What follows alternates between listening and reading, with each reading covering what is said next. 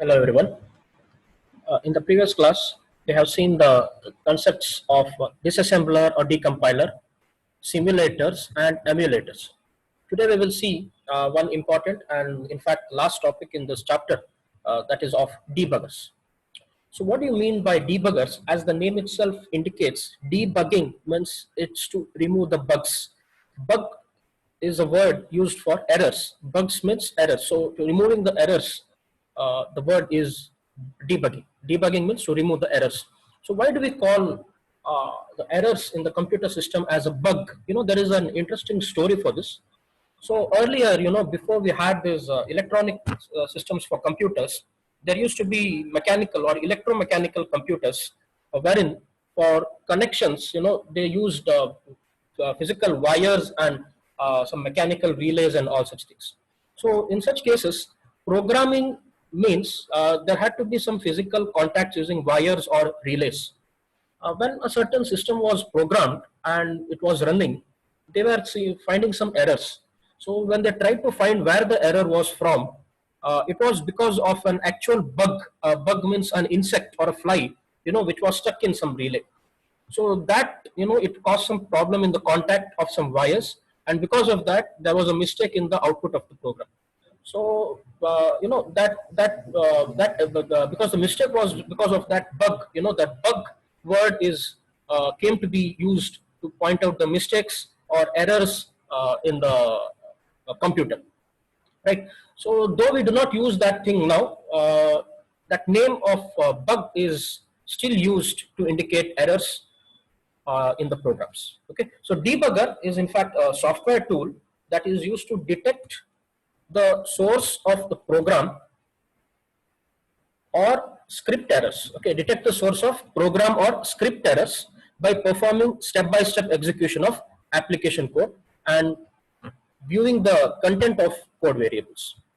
Okay, so debugging means you can check one by one, step-by-step execution of the code, and you can see the contents of the variables to find where that error or mistake is coming from. So in embedded applications, debugging is the process of diagnosing the firmware execution, monitoring the target processor's registers and memory while the firmware is running, and checking the signals from various buses of the embedded hardware. Okay, so we have to diagnose it, monitoring the target processor registers and memory when it is running, and also checking the signals from different buses of the embedded hardware. So debugging in embedded application is broadly classified into two types. One is hardware debugging, the other one is firmware debugging. Hardware debugging deals with monitoring of various bus signals, checking the status lines of the target hardware. Whereas firmware debugging, it deals with examining the firmware execution. Okay, hardware debugging, it deals with the bus signals and status lines of target hardware, whereas firmware debugging deals with examining the firmware execution, how the program executes, its flow of execution, and changes to various CPU registers and status registers on execution of the firmware, just to ensure that the firmware is running as per the design. Okay, so that is the firmware debugging. So we will look at each of these types one by one. First, we will look at the firmware debugging and which are the different debugging techniques employed in firmware debugging.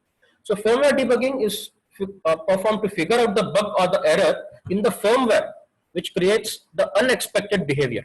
So when you have designed an embedded system, you have some expectations like how it should perform. But because of some bugs or errors, you might get some unexpected behavior. We need to trace where that error is coming from. That process is debugging. Okay. So in firmware debugging, there are different methods or techniques employed. One is incremental EEPROM burning technique, inline breakpoint based firmware debugging technique, monitor program based firmware debugging, in circuit emulator based firmware debugging, and then the advanced one is on chip firmware debugging. So we'll see one by one. The first one is incremental EEPROM burning technique.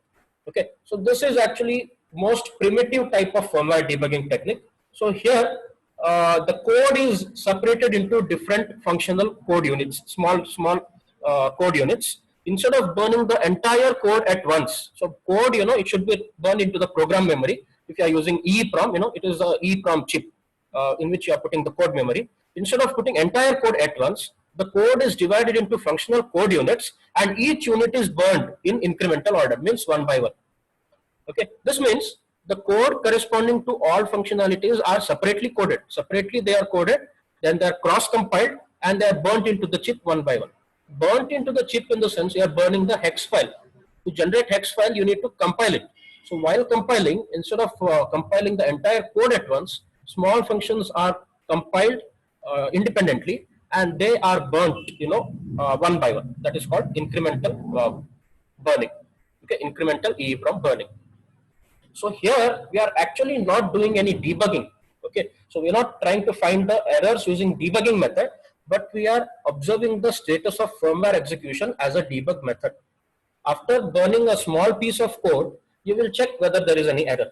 Then you burn another piece of code, you check whether there is any error. So one by one, instead of dumping everything and trying to find the error, in that case it would be difficult to find from where that error is coming from. Okay, so small piece of code is burnt and we are checking for error. If there is no error, then the error is not from that part. Then you burn another part of code, you check for errors. If there is an error occurring, then we try to understand that the error is from the second part of code which was burnt. Okay, so that way we are trying to find from where the errors or bugs are generated. So this is widely adopted in small or simple system developments and in product development where time is not a big constraint. Okay, in R&D projects and all, you can go for this because it will take more time if you have to do this step by step or in incremental order. So it is also very powerful in product development environments where no other debug tools are available. So you can go for this. Here, complete behavior or the understanding of the errors is dependent on the programmer who is doing it. So he can take his time and do it. So that is incremental EEPROM burning technique. Next kind of firmware debugging technique is inline breakpoint based firmware debugging technique. This is also another primitive method of firmware debugging. Within the firmware, where you want to ensure that the firmware execution is reaching up to a specific or specified point, which you call it a breakpoint, an inline debug code is inserted immediately after the point. Okay, a breakpoint means a point or a particular line of a code, where the firmware execution is reaching certain point. Okay, that means if you are having a code to add or to multiply, first to multiply certain numbers, then add them. When you multiply two numbers, that is a certain point. You can call it a breakpoint. Okay, so that inline code, it can be a printf statement. The debug code is a printf function which prints a string given as per the firmware. So after executing a certain part of code, you are printing some variables. Okay, you are printing certain variables to check, and you can check whether they are coming as per your design. Okay, this is similar to what you do in incremental EEPROM burning technique, where you are not actually debugging, but you yourself are checking if the output is proper or not at certain intervals of the code. Okay, so here at certain breakpoint, you insert some inline code which will print a string given as per the firmware. The debug codes, that is the printf commands, can be inserted at each point where you want to ensure the firmware execution is covering that point.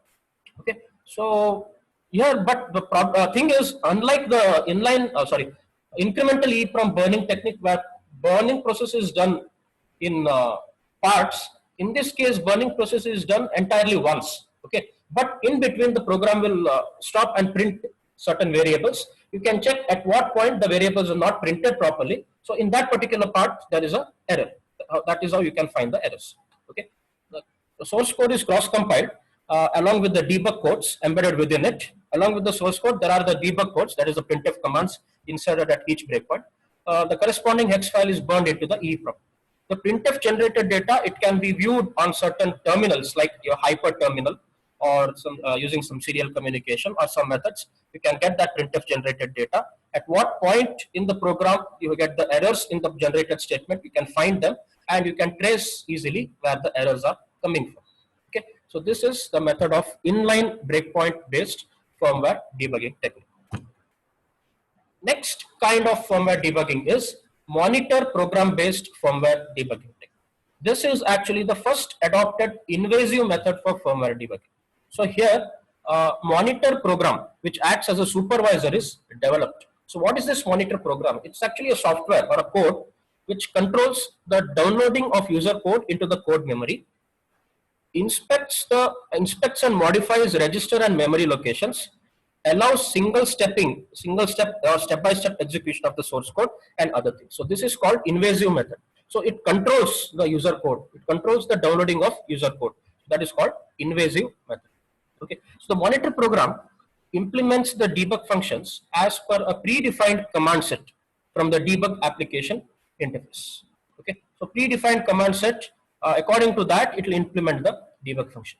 The first step in any monitor program development is determining a set of commands for performing various operations like these things: firmware downloading, memory or register inspection or modification, then single stepping.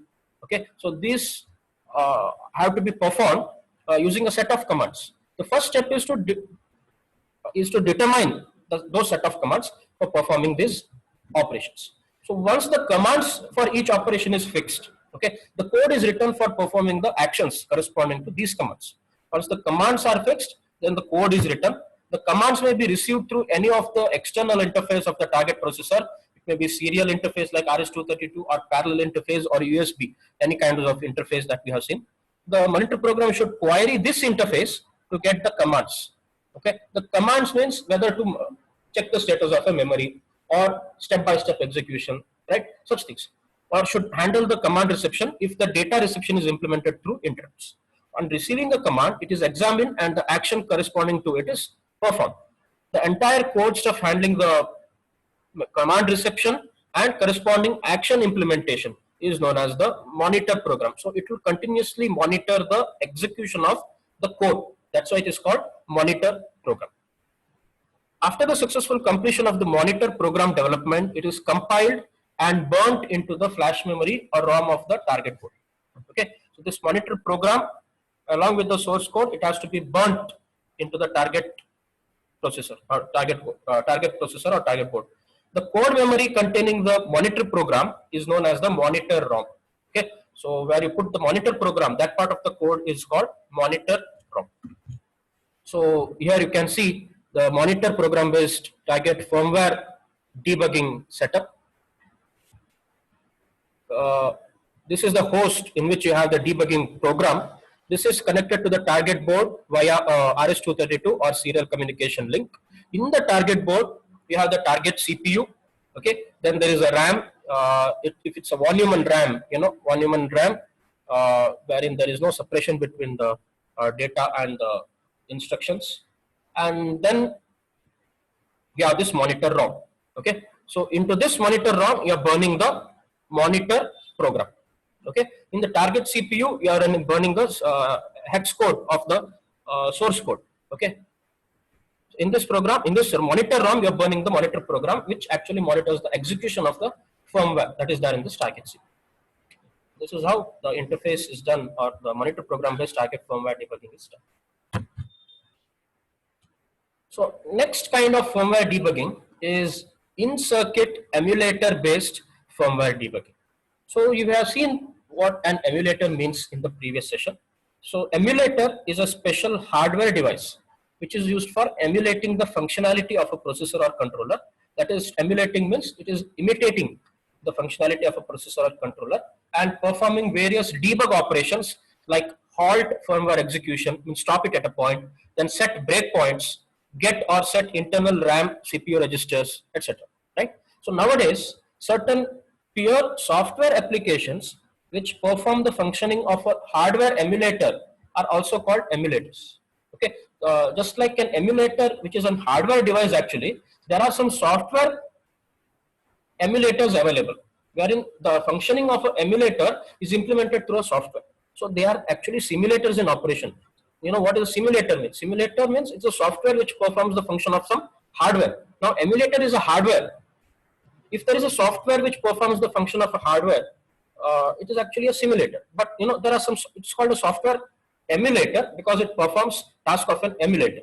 So the emulator application for emulating the operation of a PDA phone, okay, personal digital assistant for application development, is an example for software emulator. A hardware emulator is controlled by a debugger application running on the development PC. Most of the IDEs, they incorporate debugger support for some of the emulators which are commonly available in the market.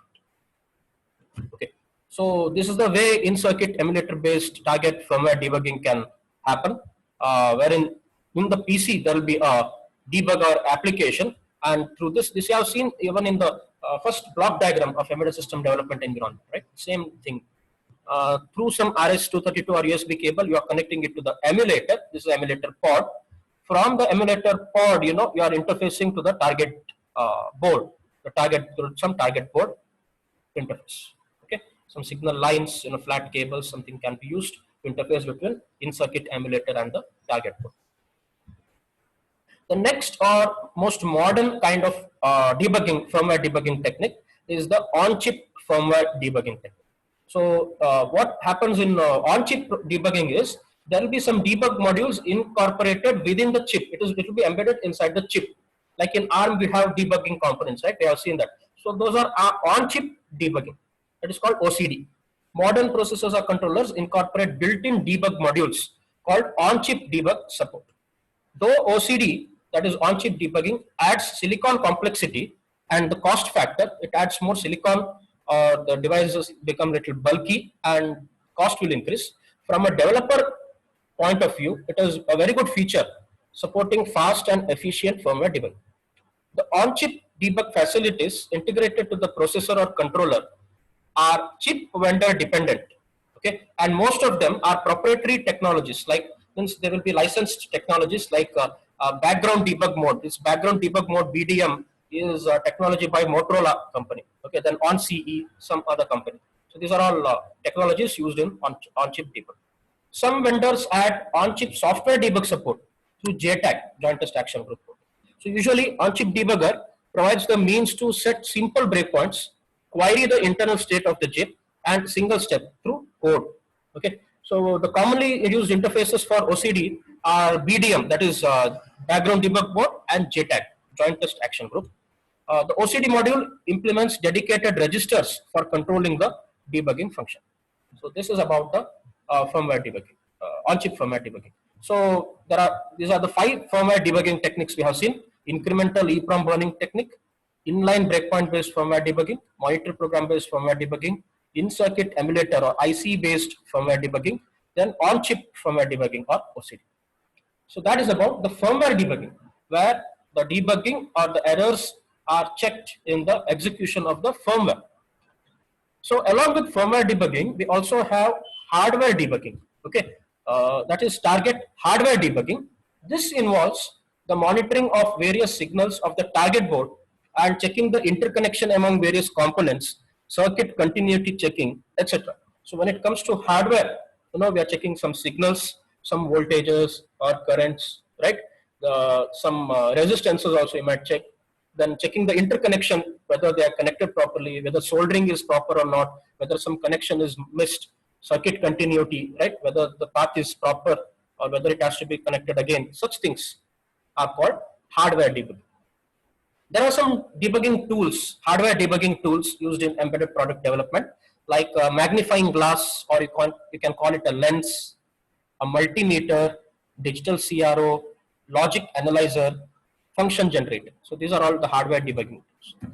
A magnifying glass, or a lens is the primary hardware debugging tool used for embedded hardware debugging.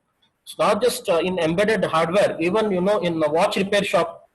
If you go to repair your watch, the person who is debugging the problems in the watch, he'll be using a magnifying lens. You might have seen, right?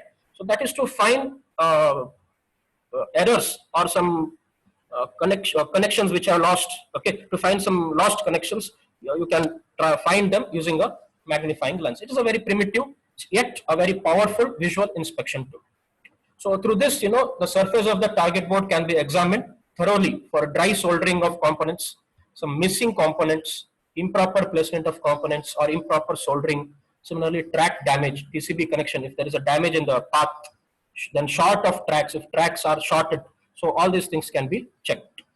So these days, apart from the lenses, high quality magnifying stations are available for visual inspection. The magnifying station incorporates magnifying glasses attached to a stand. Okay, there will be a stand along with some CFL tube for providing proper illumination for inspection. The station usually incorporates multiple magnifying lenses. There can be more than one lenses based on the kind of device that you're going to inspect.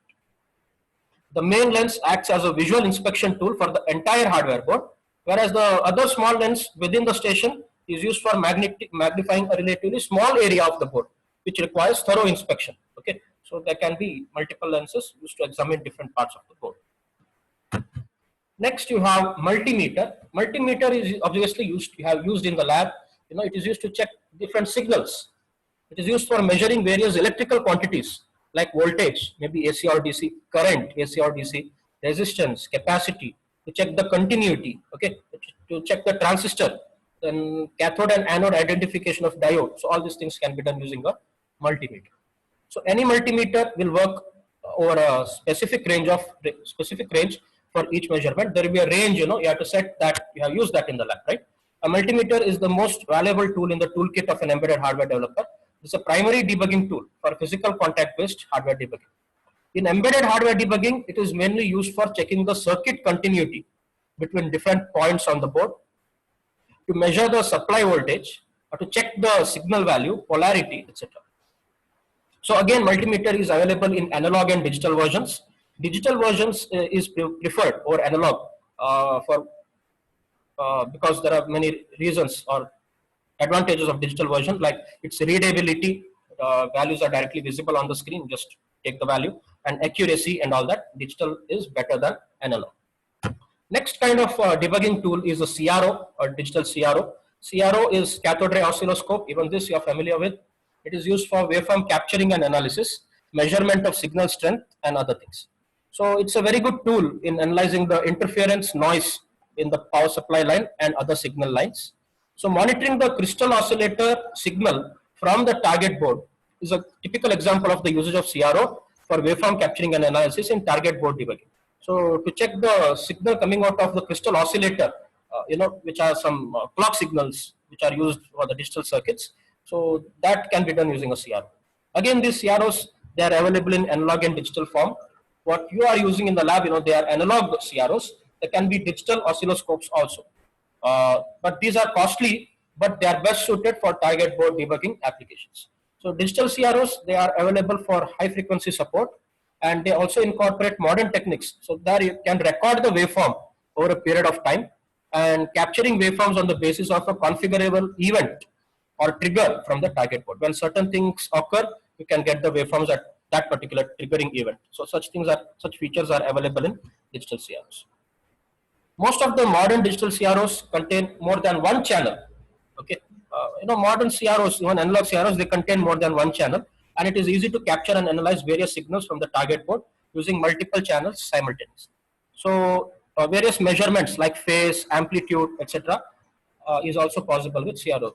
Looking at the waveform, you can measure the amplitude, the phase, and everything, right? Frequency, and all such things can be measured with the CRO.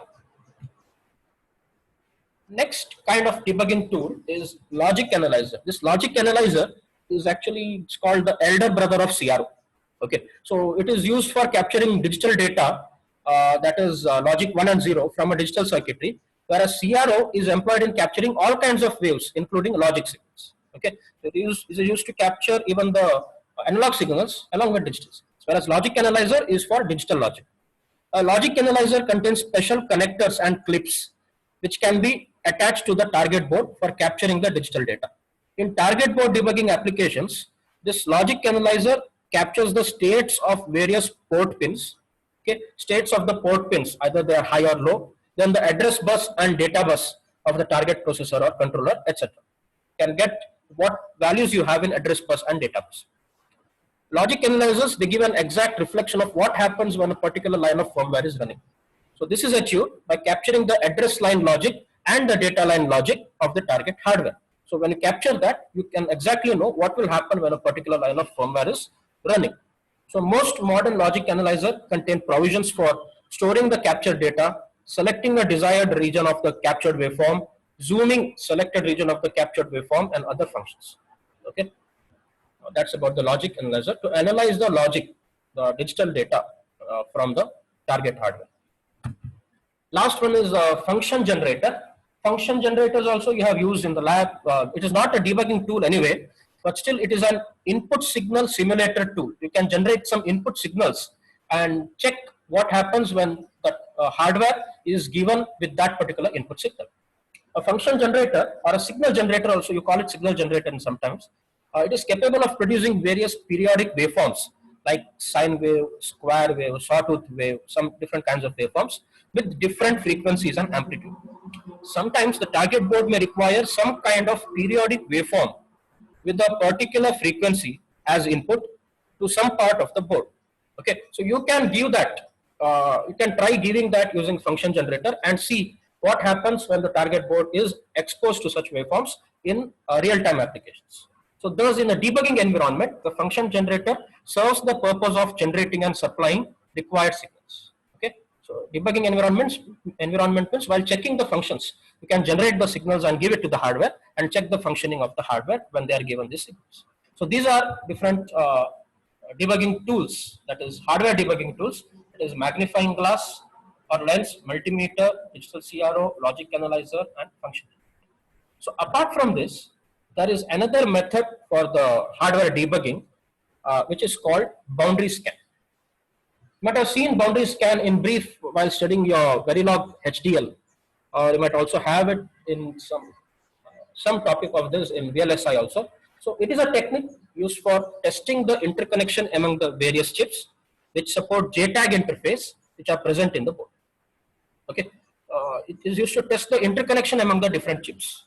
So normally by using lens and all, if there are more number of components, using all this discrete lens or magnifying glass and all, it is very difficult to trace the errors. Okay, so by using this technique, you can do it easily. So it is also widely used as a debugging method to watch integrated circuit pin states, measure the voltage, or analyze sub-blocks, that is small blocks inside an IC, inside an integrated circuit. So this boundary scan test architecture provides a means to test interconnects between IC on a board without using physical test probes. Without using the boards or a multimeter, you can test the different interconnects. It adds a boundary scan cell that includes a multiplexer and latches to each pin on the device. Okay, so there is actually another language called boundary scan description language, BSDL, which is used for implementing boundary scan tests using JTAG. This BSDL is actually a subset of VHDL, and it describes JTAG implementation in a device. Okay, so the benefits of this boundary scan are lower test generation costs. Cost for test generation are lesser. Reduced test time, reduced time to market. You know, if the testing function becomes consumes less time, you can bring the market to the time. You can bring the product to the market in a lesser time. Simpler and less costly testers, compatibility with the tester interfaces, and also high density packaging device accommodation. Okay, so these are this is a brief description about the boundary scan method for hardware debugging. So with this, we have finished this chapter of the last module, that is RTOS and IDE for embedded system development. Okay, so we will just revise what we have seen. We have a quick revision. First, we have seen the basics of operating system, the architecture of it, different functions of the operating system, right? Then we have seen the types, kernel space and inner user space, monolithic and microkernel. Then we have come to the types of operating systems, general purpose and real-time operating system. We have seen the real-time kernel and its functions or the services provided by real-time kernel, right? Then the types, hard real-time and soft real-time. Then we have moved on to tasks, process and threads. We have seen the structure of a process, states and state transitions, threads, multi-threading, right? Standards. We've seen POSIX thread with an example program. Then thread preemption, types of threads, user level and kernel level threads, binding, many to one, one to one, many to many. Then we have come to scheduling, different scheduling policies, right? In that different definitions are there anyway. Different scheduling policies, preemptive scheduling policies. We have seen shortest remaining time, round robin, and priority based scheduling with examples, right? Then we have moved on to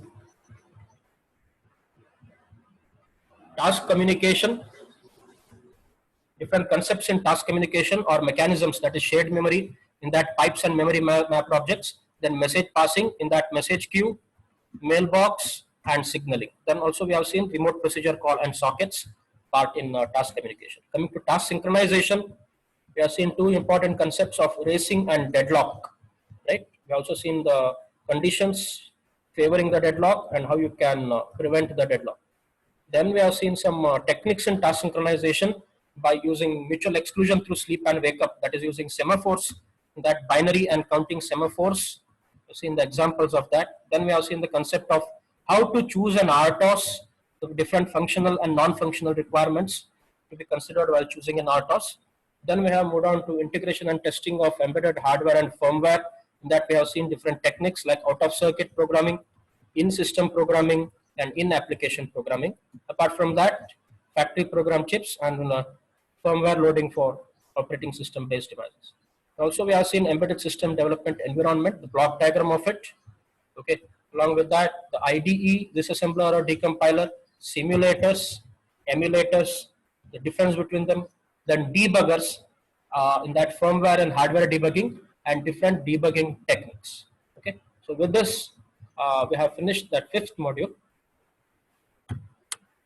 And in the next session, we will see the remaining parts of the second module and also explanation for the lab.